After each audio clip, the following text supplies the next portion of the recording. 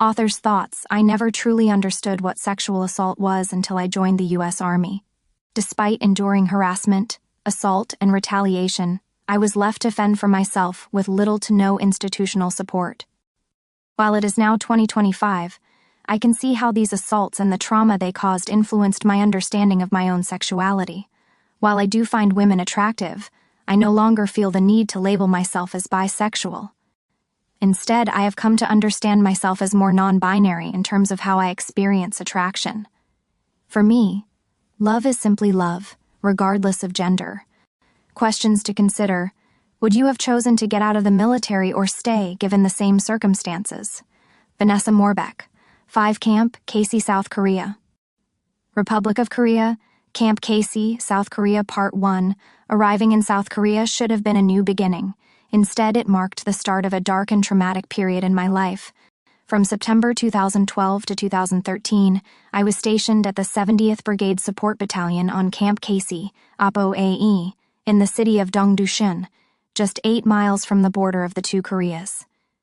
During this time, I endured multiple incidents of military sexual trauma from both Korean and American soldiers.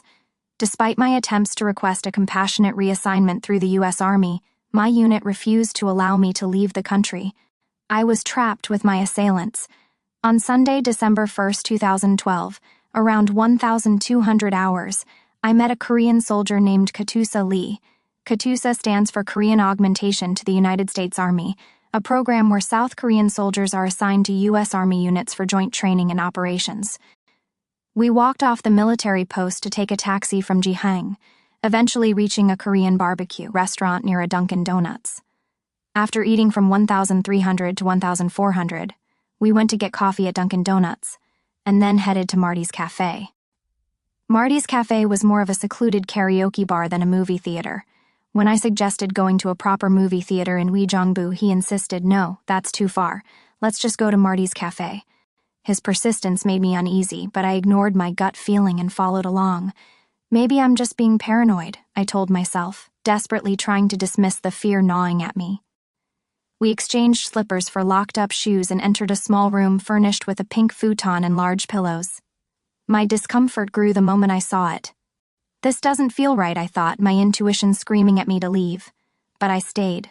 We settled in and began watching Act of Valor. The movie played, but my focus was elsewhere. I kept watching his movements, trying to anticipate his intentions. Within 10 minutes he was, hugging me from behind, his hands groping my chest. "Are these natural?" he asked. His voice was casual, like he was entitled to my body. I didn't respond. He proceeded to touch me, mumbling about his hands being cold. He continued to fondle me, ignoring my silent protests and obvious discomfort. I tried to focus on the movie, but the fear was all-consuming. When he pulled me onto my back and forced himself between my legs, I frantically pushed myself away, but he kept advancing. He pulled my dress up, exposing my bra, then tugged my left breast out, sucking on it with a hunger that made me feel sick.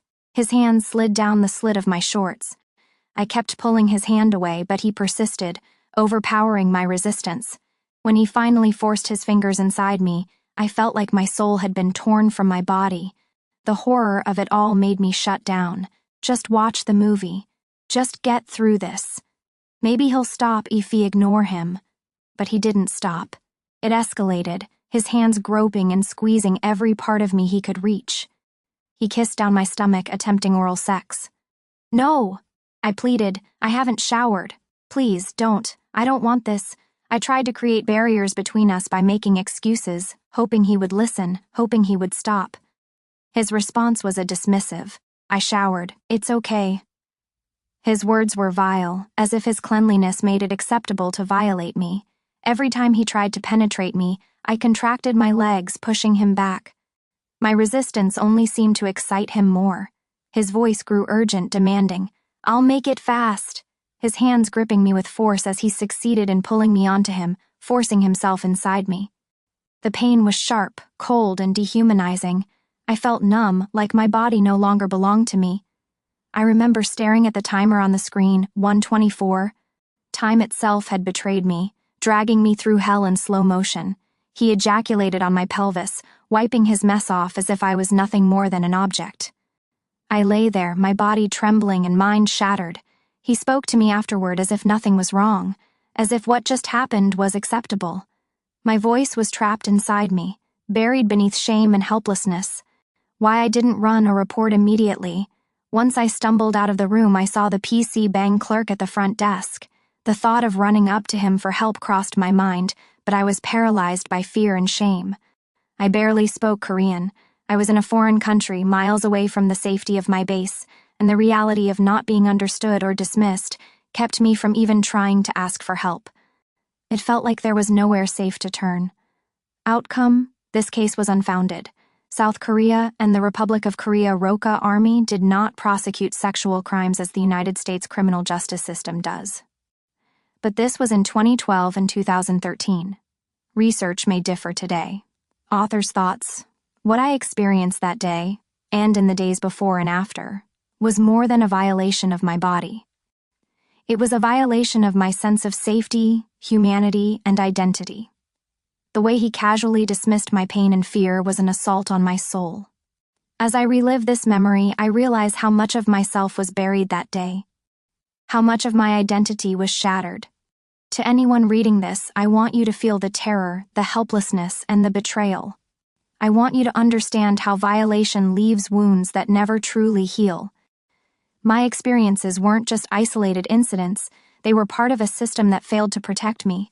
Unseen, unheard soldier. Would you have been able to keep going under the same circumstances? How many times could you be shattered and put back together before losing yourself completely?